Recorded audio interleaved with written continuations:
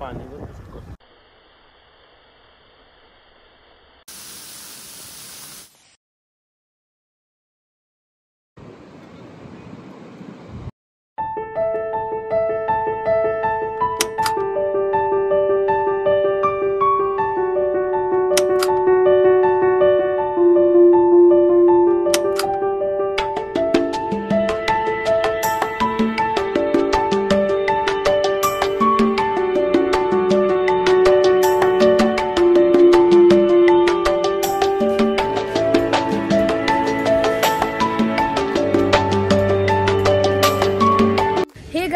तर आज आम्ही आलो होतो मंचरला. आमचं होतं जरा काम, ते काम झालं आणि त्याच्यानंतर म्हटलं की आता खूप टाइम बाकी आहे, तर आज आपण जाऊया म्हटलं डिंबे धरणावर, कारण घोडेगाव साईडनीच आम्ही चाललोय.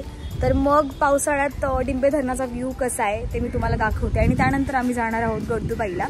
तर तिकडे पण ते पण मंदिर पहा तुम्ही, कधी आलात या साईडला भीमाशंकर साईडला तर तुम्हाला कधी वेळ असेल तर त्या ठिकाणी तुम्ही जाऊ शकता.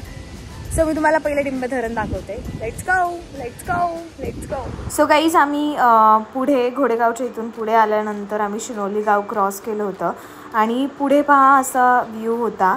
म्हणजे त्या रस्त्याने तुम्हाला जास्त काही गर्दी लागणार नाही आणि खूप छान रस्ता आहे, तुम्ही जाऊ शकता त्या रस्त्याने. आणि आमच्या इकडून पण आहे आवाड साईडनी शॉर्टकट आहे. ते पहा आम्ही जरा धरणाच्या जवळ पोचलो होतो आणि त्याचा व्ह्यू कॅच केला. जरा असं जवळ पोचलो होतो.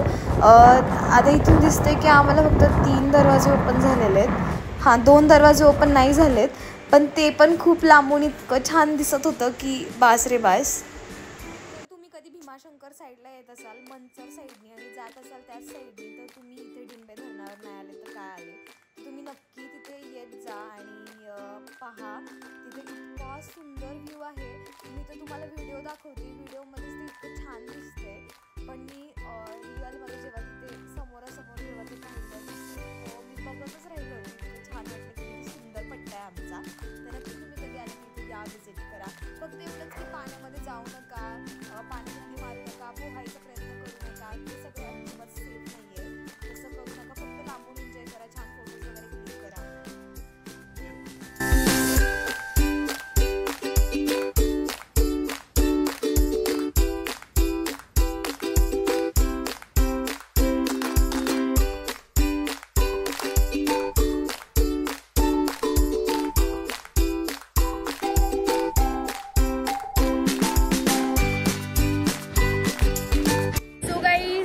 फायनली हे पहा धरण आहे पाठीमागे आणि इथला तुम्ही व्ह्यू तर पाहिलाच कसा आहे. पावसाळ्यात तुम्ही येऊ शकता इथे फिरायला. पुण्यापासनं फारच म्हणजे खूप लांब नाही आहे, जवळच आहे. तुम्ही 1 दिवसात येऊन जाऊन करू शकता. खूप सुंदर आहे, इतकं छान वाटते, इतकं मस्त वाटते समोरून बघून. तर तुम्ही नक्की या इथे पावसाळ्यात. आणि नेक्स्ट आम्ही जाणार आहे गडदुबाईला. तर तिकडे गेल्यावर तिकडचा एक तुम्ही मंदिर पहा आणि तिकडचा एक व्ह्यू पहा. So let's go let's go let's go.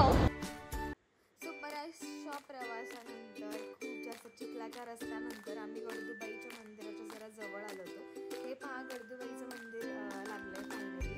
आणि अशी कमांड लागेल, तुम्ही वाडा साईडने आले तरी तुम्हाला वाड्यातून राईट घेतला तिथे तुम्ही कोणालाही विचारलं वाड्यात की गडदुबाईचं मंदिर कुठे आहे, तर तुम्हाला सांगतील. सरळ सरळ रस्ता येताना पण खूप सुंदर व्ह्यू आहे, घाटाघाटाचा रस्ता आहे. आणि फायनली पहा आम्ही मंदिरात पोहोचलो होतो. जरा काम चालू होतं, या साईडने आम्ही आतमध्ये गेलो आणि तिथे जरा थोडंसं ते फरशा बसवायचं काम करत होते. तर मग आत गेल्याच्या नंतर पहा मंदिराचा व्ह्यू असा आहे. आणि आतमध्ये बाहेरच्या साईडला पहा कसं व्ह्यू आहे. हे पहा पूर्ण मंदिर असं दिसतंय. मी इथे बरेच वेळा आले की माझ्या एका म्हणजे दादाचं लग्न पण इथेच झालेलं आहे. तर मग हे पहा आतमध्ये मंदिर असं आहे, थोडंसं वाकून माझ्या तो डोक्याला लागलं होतं. आणि मंदिराच्या बाहेर गेल्यानंतर हे पहा या साईडला राईट साईडला देवबाप्पांच्या मूर्ती आहेत तिथे. आणि हा व्ह्यू पहा, भन्नाट व्ह्यू आहे, सगळ्यात बेस्ट व्ह्यू म्हणजे हा की वरून दगडावरून मंदिरावर पाणी पडतंय. इतकं नॅचरली म्हणजे इतकं नॅचरली सगळं तिथे आहे, जे काय म्हणतात त्याला प्रकृतीचं देणं आहे हे सगळं.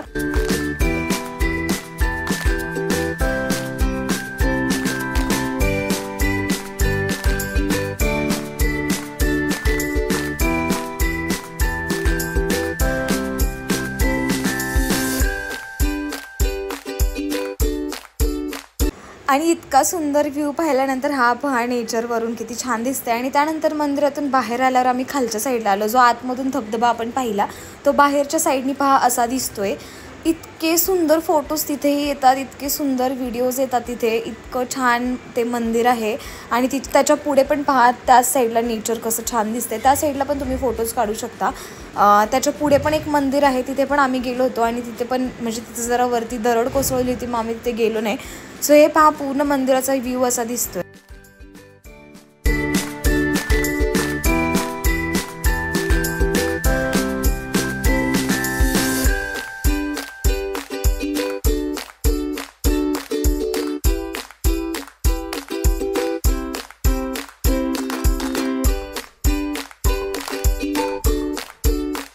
सो फ्रेंड्स, गडदुबाईचं मंदिर तर तुम्ही बघितलंच. तर इथे पण खूप छान व्ह्यू आहे, मस्त धबधबा पडतो इथे, हे पहा.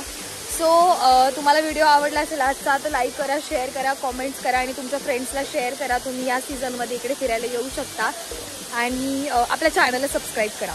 Thank you, bye.